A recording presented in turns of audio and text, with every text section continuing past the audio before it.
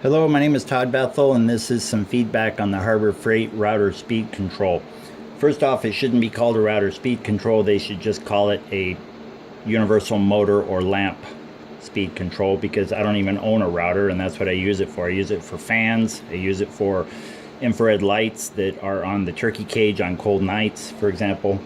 So I have several of these, and it used to be that you could take the back off, take the circuit board out without disconnecting any wires. And am I even recording? Yes, I think I am. Apologize. Then you could adjust the potentiometer. They've made it more difficult. Is hard soldered now, so you can't do that. But I've done some of the hard work for you. What I had to do is I took this off. You don't have to. You drill a hole right in that position.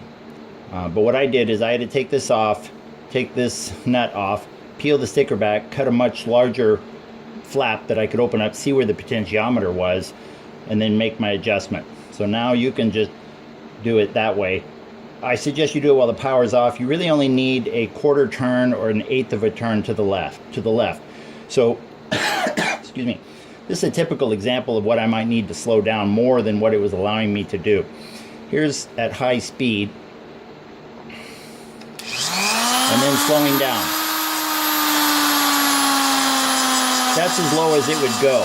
It wasn't enough for me, especially for a fan, for example, or certain lights. So you can put that in there once you get your hole cut, and give it just a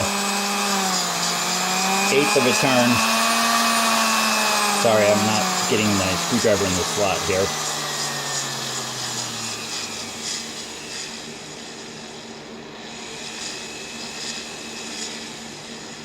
Okay, I'm going to take it down to where it's just humming, because the reason is then I can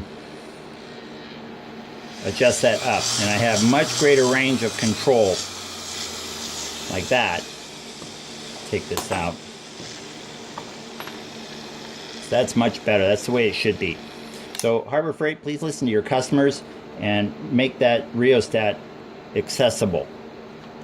I prefer outside or a second adjustment to increase the range, or just go with this. And the reason they probably don't do that is because they go with a mid-range of amps for routers, for example, what the amp draw would be, 7 or 10, and then they don't want to burn up the router. People would run too slow, for example, and damage their routers and then complain to them, and or they'd be popping the fuses all the time because they're drawing too many amps.